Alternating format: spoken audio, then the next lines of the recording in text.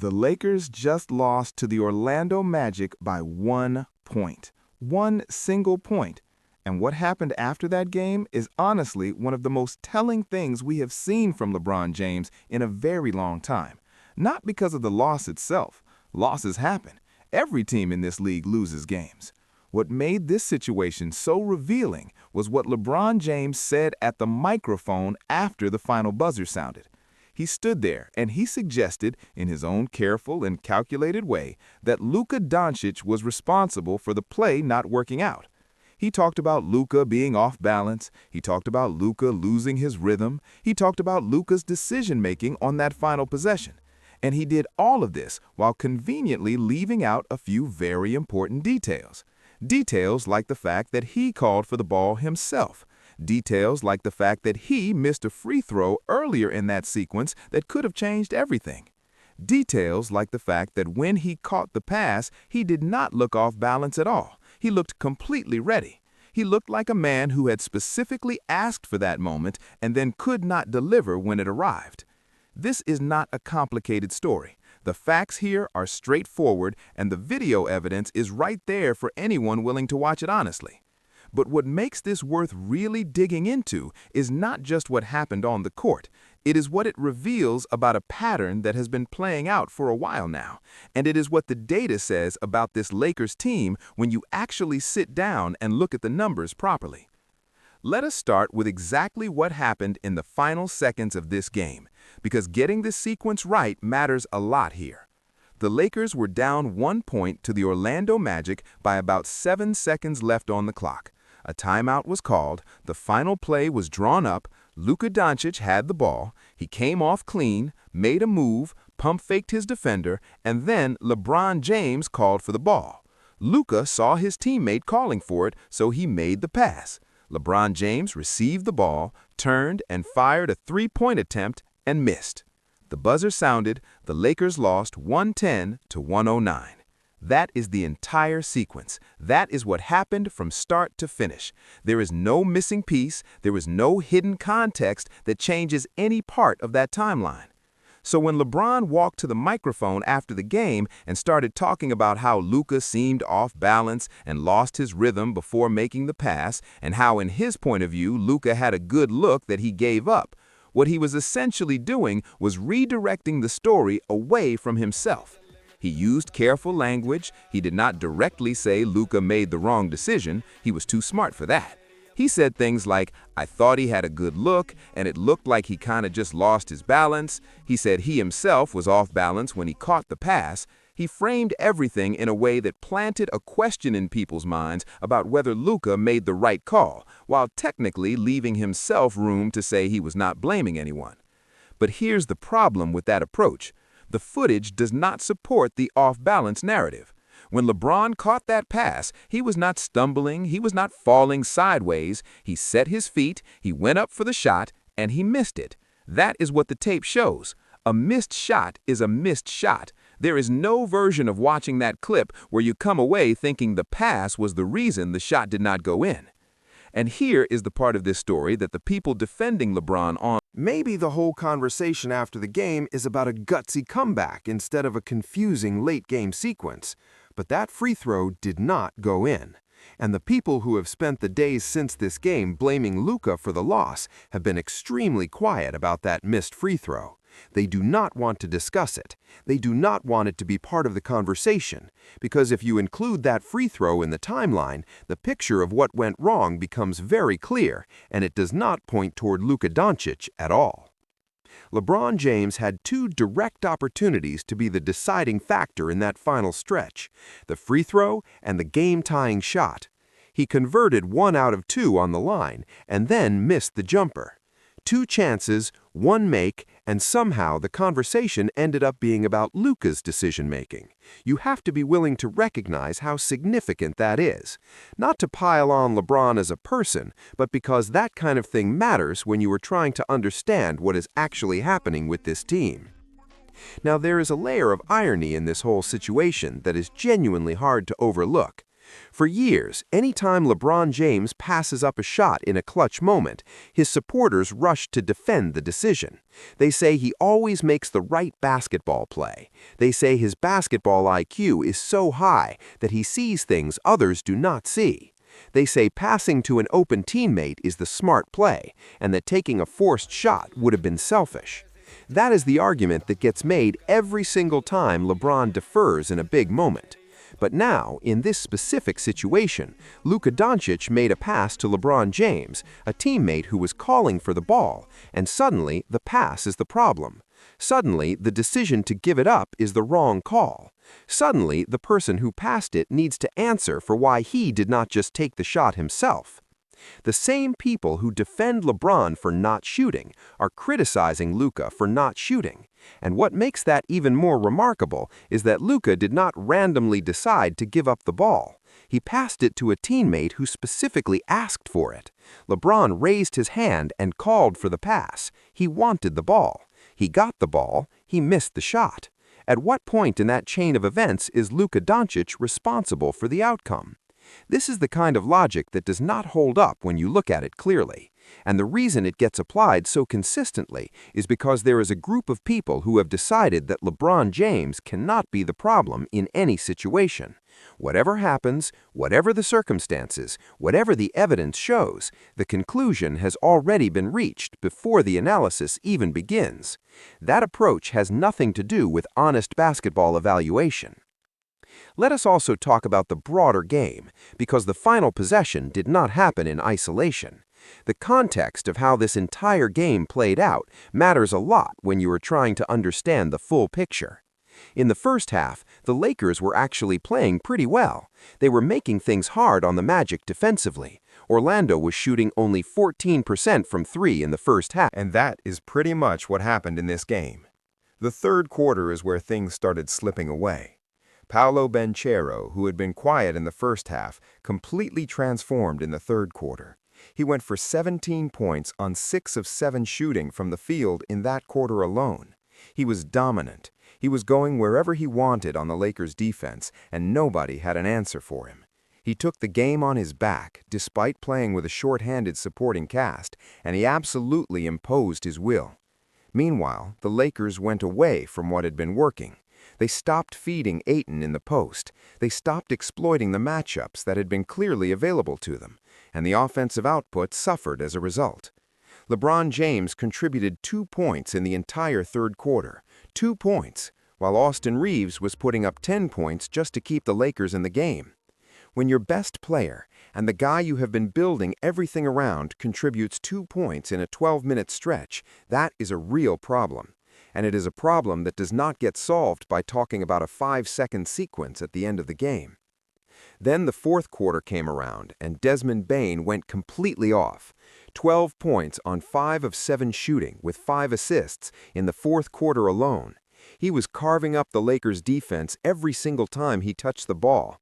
He was getting to wherever he wanted on the floor and making the right reads every time. And while Bane was doing that damage, there is clear video of LeBron watching Jonathan Isaac get a completely open dunk because of a defensive breakdown on his assignment. The energy on the defensive end was simply not where it needed to be from the person who is supposed to be setting the standard for how this team competes. The final box score from the Magic side tells you everything you need to know about how this game went. Banchero finished with 36 points, 10 rebounds, and 6 assists. Bane had 22 points with 6 assists, 5 of those assists coming in the final quarter when the game was on the line. Wendell Carter finished with 20 points and 11 rebounds. The Magic were short-handed. They were missing key pieces. They were supposed to be the easier opponent on this particular night, and they still won by 1 point on the road. Now let us get into the numbers that really put everything in perspective, because beyond the individual game, there is data that has been building up over this season that paints a very specific picture about this Lakers team and what happens when certain players are on the floor together. Brian Windhorst, who is someone that you cannot dismiss as being anti-LeBron because he has spent his entire career covering LeBron closely and has been one of the most consistently favorable voices toward him in all of sports media, laid out the numbers in a way that is impossible to argue with. When Luka Dončić and Austin Reeves play together without LeBron James on the court, the Lakers are an excellent basketball team. The offense moves well, they score efficiently, and they compete at a high level. When all three of them are on the floor together at the same time, the Lakers become one of the worst offensive units in the entire league. The difference between those two situations is 20 points per 100 possessions. 20 points. That is not a small variation. That is not the kind of difference that you can explain away with sample size or scheduling or any other convenient excuse. That is a massive and consistent gap that is telling you something very clear about what is happening on this team. The specific number that really makes this undeniable is the plus-minus when LeBron is off the floor with Reeves and Luka. The Lakers are plus 18 in those minutes. Plus 18. That number does not care about legacy. That number does not adjust for how many finals appearances someone has made or how many records they hold. Plus 18 is plus 18, and it is sitting there in the data for anyone who wants to look at it honestly. What that data is pointing toward is a conversation that the Lakers organization needs to be willing to have, and that the fanboy community absolutely refuses to engage with seriously.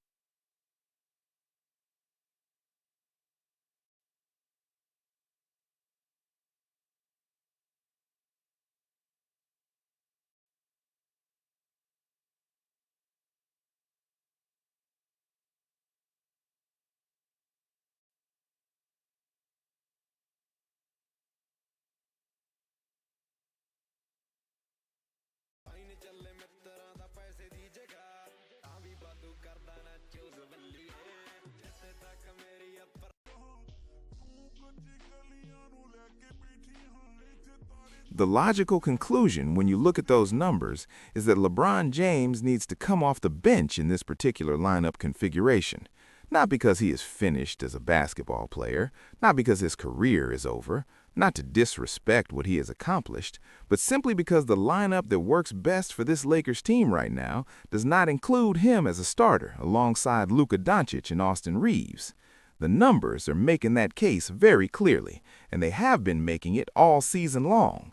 But instead of that conversation happening openly and honestly, what we got after the Magic game was LeBron at the microphone talking about Luka being off balance. And that response tells you a lot about why the conversation never gets to where it needs to go. Because when the person at the center of the issue is skilled enough to redirect the narrative after every difficult moment, the actual problem never gets addressed directly.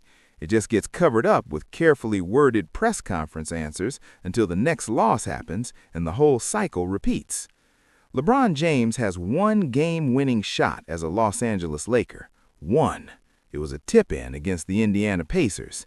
That is the entire clutch moment resume in a Lakers uniform. One tip-in.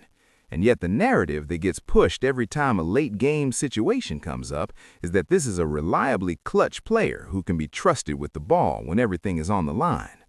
The evidence does not support that narrative. The one game-winning shot in a Lakers uniform does not support that narrative. And the missed free throw and the bricked shot against the Magic certainly do not support that narrative. Here is what makes the Luka situation particularly frustrating when you really think about it carefully. Luka Dončić was in that final possession. He had the ball, he made a move, he created separation, he had options. And then his teammate raised his hand and called for the ball. In that moment, what is Luka supposed to do? Is he supposed to ignore the call and take the shot himself?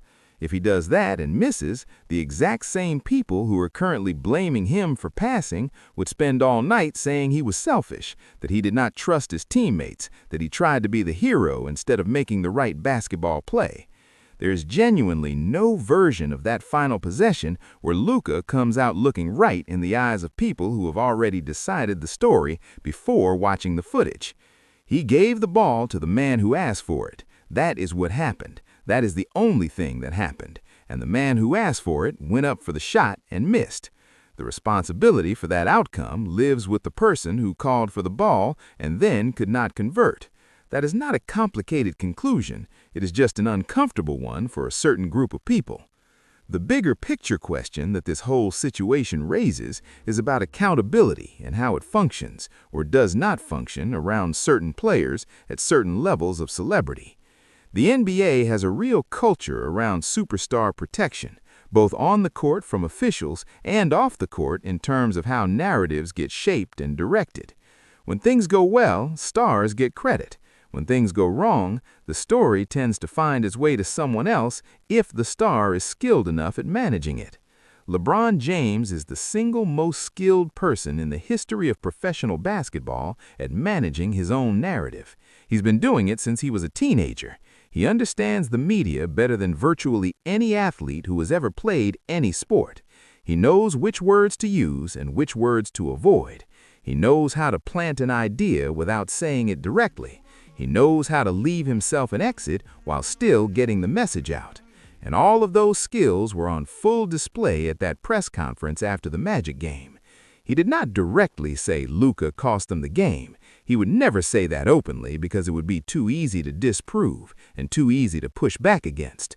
Instead, he said things like, "I thought he had a good look, and it looked like he kind of lost his balance." He said he was off balance when he received the pass.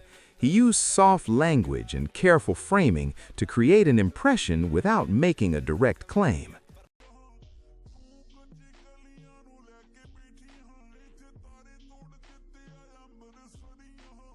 And for anyone paying close enough attention, the message came through clearly. He was pointing toward Luka without ever leaving a clean fingerprint on the accusation. The performance from the Magic in this game deserves genuine recognition because what they did was impressive regardless of what was happening on the Lakers side. Banchero was special on this particular night. 36 points, 10 rebounds, 6 assists from a guy who was supposed to be contained by the Lakers' defense. The fact that he was quiet in the first half and then exploded for that kind of production in the second half shows a level of mental toughness and adaptability that is genuinely worth acknowledging. He adjusted when the game demanded it, and he delivered when the pressure was highest. Bane was equally impressive in his fourth quarter run. 12 points and 5 assists in the final quarter from a player who had been struggling to find his rhythm earlier in the game. He picked his spot, waited for his moment, and then took over when it mattered most. That is the kind of performance that wins games on the road in tough environments. And Wendell Carter providing that double-double as the backbone of everything the Magic were doing on both ends of the floor was the kind of quiet consistency that makes winning teams work. The Magic won this game because they competed harder in the moments that mattered and because their best players delivered when the game was on the line. That is a simple and straightforward explanation for the outcome. The Lakers, on the other hand, made things complicated when they did not need to be, abandoned what was working in the first half, and then had their best player miss a free throw and a game-tying shot before pointing at his younger teammate at the press conference. What needs to happen for this Lakers team to actually get better is an honest internal conversation about roles and responsibilities. The data is not hiding. The numbers from Windhorst and from every analyst who has looked at this lineup honestly are right there in plain sight. The team is better with a specific group of players sharing the floor. The team struggles significantly when the current configuration includes LeBron alongside Luka and Reeves simultaneously. That information should be driving decisions. That information should be shaping how the rotation looks and how many minutes different players are getting together versus separately. Instead, what happens is that the conversation keeps getting redirected away from the structural issue and toward individual moments. Luka's decision-making gets questioned, a single possession gets analyzed for days, and the 20-point differential in the data sits there quietly, while nobody in the fanboy community wants to acknowledge what it is actually saying. Until the Lakers are willing to look at what the numbers are telling them and make the difficult decisions that the numbers are pointing toward, nights like this one against Orlando are going to keep happening. One-possession losses where the blame gets shuffled around, where the narrative gets carefully managed, and where the real problem never quite gets addressed at its actual source. LeBron James called for the ball. Luka gave it to him. LeBron missed the shot. The free throw was missed earlier. The Magic won by 1. The data says the team is better without the current starting configuration. All of that information is available to anyone who wants to look at it with open eyes. The video is right there. The numbers are right there. The press conference is right there. None of it requires any special interpretation or any complicated analysis. The only thing required is the willingness to look at it honestly. And that honesty is exactly what has been missing from too much of the conversation around this situation. So, what do you think? Who do you honestly think is responsible for this loss to the Orlando Magic? Do you think the blame is being directed at the right person, or do you think the numbers and the footage are telling a completely different story? Drop everything you're thinking in the comments section below, because I genuinely want to hear your honest take on this one. If you enjoyed this breakdown, hit the like button and make sure you subscribe so you never miss